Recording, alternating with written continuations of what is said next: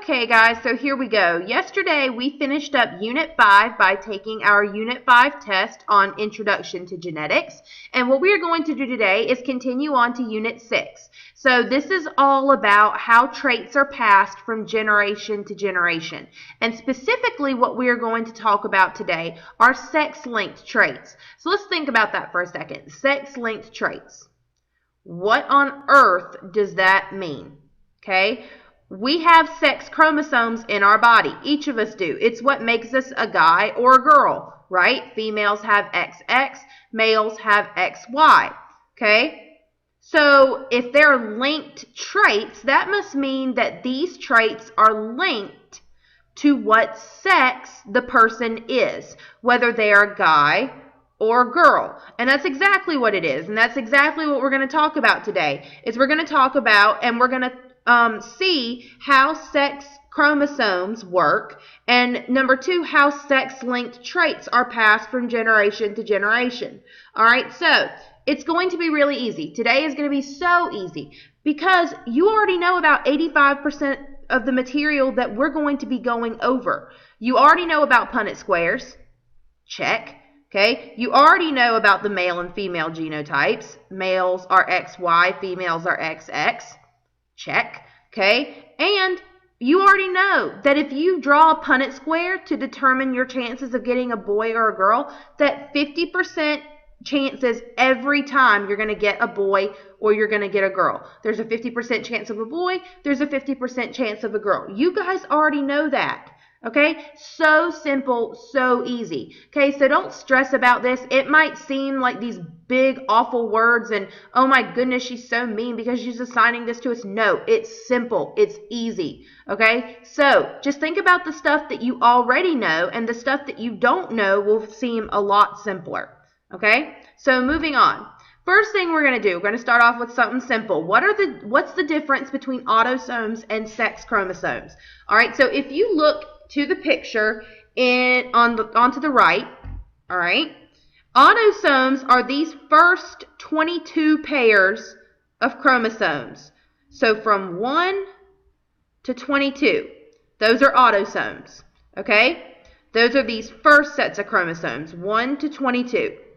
They're called autosomes, okay? And when you think of autosomes, you can think of complete dominance, okay? So if a guinea pig has black fur that's dominant over white fur, the dominant's always going to cover the recessive. Simple, easy enough. Okay, that's what you need to equate with autosomes.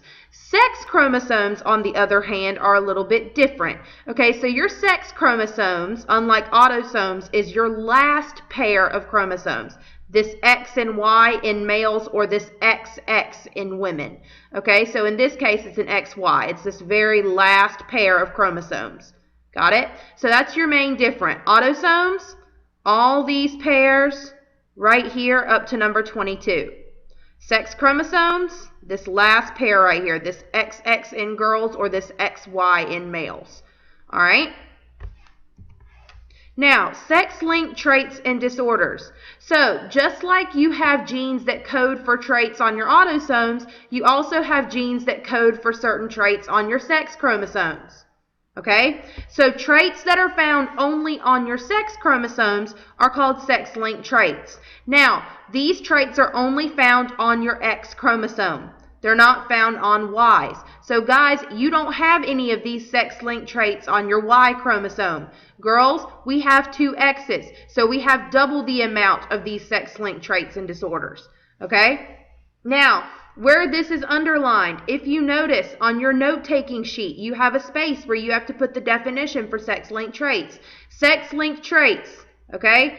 If the gene for a trait is found only on the X chromosome and not the Y, it is a sex-linked trait. These traits and disorders occur more frequently in males, and we're going to talk about that in just a second, okay? So sex-linked traits are traits that are found only on X chromosomes, okay, not the Y. And these traits and disorders occur more frequently in males. Okay, now the reason for this, so underneath that you see how you have a space where you have to explain why this is. Why do sex-linked traits and disorders occur more frequently in males? And the reason for this is because sex-linked traits occur more frequently in males because men only have one X chromosome. Okay, so just like normal autosomal traits, where you have a dominant that covers a recessive, it's the same thing with sex-linked traits and disorders. They have a dominant that covers a recessive, but you only find them on X chromosomes. Okay, so where a woman has two X chromosomes, they can have a normal dominant gene that covers up that recessive gene for the sex-linked disorder. Men only have one. They only have one X. So if they get that dominant gene, then they're fine. But if they get that sex-linked trait or disorder gene, the recessive gene, then they have it. There's only a 50% chance. There's a 50% chance that they have it and a 50% chance that they don't have it. Girls, it's a little bit different. Okay, you can be normal and have 2 doses of that normal gene, that dominant gene, or you can be a carrier where it's like heterozygous, but in this case we call them carriers. You can have a dominant gene that's normal and a recessive gene that's not normal. That's a carrier. The dominant still covers the recessive, but you still have that recessive gene there. Or girls, you can have that sex-linked disorder. Okay? You can have those 2 lowercase letters. All right? So this is why in men these sex-linked disorders occur more frequently. And that's because men only have one X chromosome. So they have a 50% chance of getting it and a 50% chance of not getting it. Okay? Got it. Good. Alrighty, sex-linked traits and disorders. Some of these include, hemophilia. So hemophilia is a disease that prevents the blood from clotting properly. This disease, the gene that causes this disease, is found on the X chromosome. Okay, so you know how if you cut yourself, you get a scab later on? With people like this, it takes a really long time for their blood to clot. So like this little cut down here on this guy's hand shouldn't be bleeding this much. Okay, so this guy has a type of hemophilia, all right, where his blood isn't clotting, so he's bleeding a lot more. Think of a time when this would be really, really bad.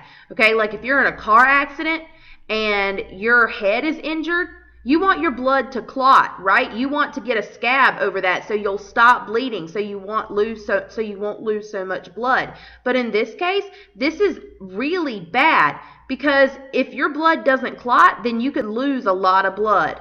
All right, color blindness. This is another one that's a sex-linked disorder. Okay, this causes eyes not to be able to distinguish between certain colors. So this is a colorblind test over here. This is what some scientists would give people who they think are colorblind. For some people, they wouldn't be able to distinguish between the blue and the orange or the red and the green. Okay. So they wouldn't be able to see that this orange right here makes the number 25, okay? So they can't distinguish between the blue and the orange or the red and the green or whatever they're using. They wouldn't be able to see that number. All right, and then Fragile X syndrome. So this is a very rare disease, okay? And as the name signifies, it is found on the X chromosome. This is Fragile X syndrome. This often is attributed to autism. So these kids don't have much social behavior. They're very withdrawn. They're very to themselves.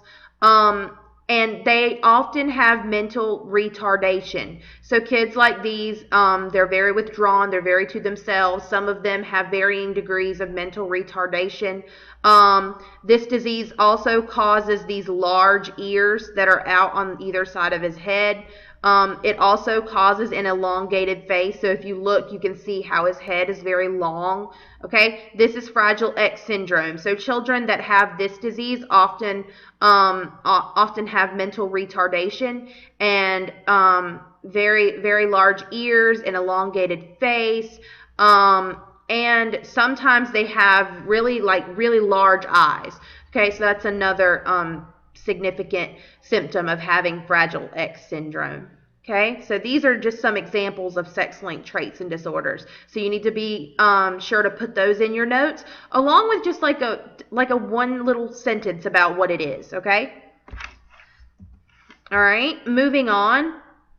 Now, as I said before, sex-linked traits can be dominant or recessive. However, most sex-linked traits are recessive. Okay, so if you end up with a recessive gene, then you have that disorder. Okay, doesn't matter if you have one or two. You end up with that disorder. So, for example, a big C, we're going to say that it represents colorblind. A big C would be normal because most sex-linked traits are recessive. So, dominant is still represented by a capital letter. So, this big C would be normal, so they're not colorblind, while this little c would be representative of having color blindness. Okay, so most sex-linked traits are recessive. So if you see a small letter, okay, then that automatically means that they have this sex-linked trait or disorder that we're talking about. Now, because women have two X chromosomes, they're often carriers for sex-linked disorders. So this means that they are heterozygous. All right, so think about what that means again. Now, heterozygous, hetero means different. So that means you have two different sized letters. You have a big C and a little c, just for example. Okay? Or they can have both the dominant and the recessive allele for the trait. They don't have to just have one or the other. All right? They can be homozygous as well. But in this case, we don't call these people heterozygous. We call them carriers. It's kind of like they're carrying the gene around in their purse. You can't see it. Okay, but that doesn't mean it's there. Kind of like you're carrying around your wallet or your cell phone. I can't see it, but that doesn't mean you don't have it. Okay, so that's what a carrier is. They're carrying the gene around with them, but you can't see it. Okay, so they're not exhibiting any signs or symptoms of it. For example, down here, this is an example of a carrier, a female carrier. Okay, do you see how we have two X's here? Okay.